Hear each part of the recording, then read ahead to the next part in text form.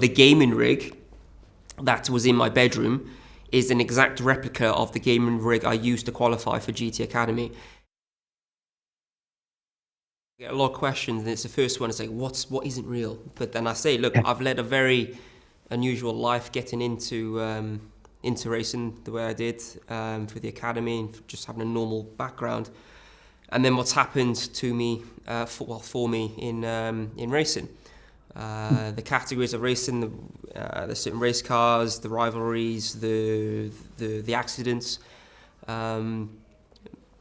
Also, my name is on it, and I want to represent my sport in the best way possible, because I love my sport, and it needs to be represented in the right way. And the movie, all of us, all the production, all the team at Sony, we're aligned on that, and I'm very happy the way that it comes across.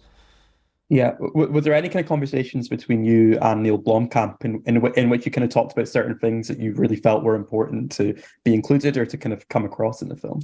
That's a cool question, because there's a lot of things in the movie that only I and my immediate circle know, because there's a lot of Easter eggs. So of course there's photos in there that's me, those real photos with those cars at the start and also at the end. But the keen-eyed viewer would know there's a scene where it shows me qualifying for GT Academy, and in the top left corner it's got my username, and it's my real PSN username.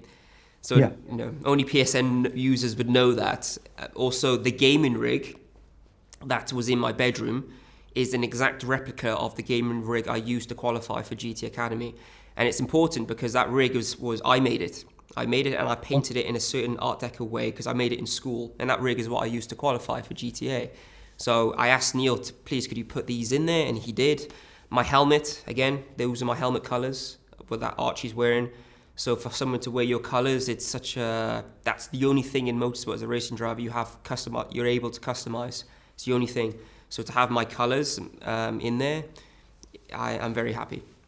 Yeah, yeah. And being involved in the film and kind of, then kind of seeing it, did it kind of change the way that you think about anything in your own story? Like, was there anything that you looked back on slightly differently now that kind of in the years that have changed since then? No, I'm not someone to look back so much. So I'm always driving forward. Yeah. So the movie, in some ways, it's tough. Sometimes I look back because I'm always someone like, okay, we learn from here, then we box it off, and then we go forward. And then if we need to remember that, we always remember, but we don't always just look back and just kind of ponder and wish that things were differently or have regrets. I don't have any regrets. Yeah. So no, I don't. I look back and think, yes, it's very nice what's happened. The story, my life could have gone a very different direction. But I believe 100% that this universe is the best universe that I'm currently living in. Yeah, yeah. I believe there's lots of universes, but this one is the best. So I feel very blessed, really.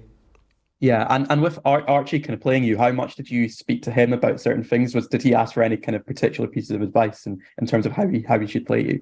We met a month before filming, before going out to film, just by chance. We met at Silverstone. He was filming another film, and I texted him, said, "Look, man, I'm at Silverstone. Come down.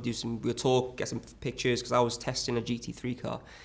He'd never seen this before, so it was the perfect environment for him to experience before going to set, because he'd never experienced race cars in an environment before.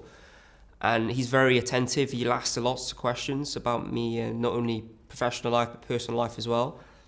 And he's the perfect guy for the job. I had the utmost confidence in him, and he's a great guy, and he absolutely killed it.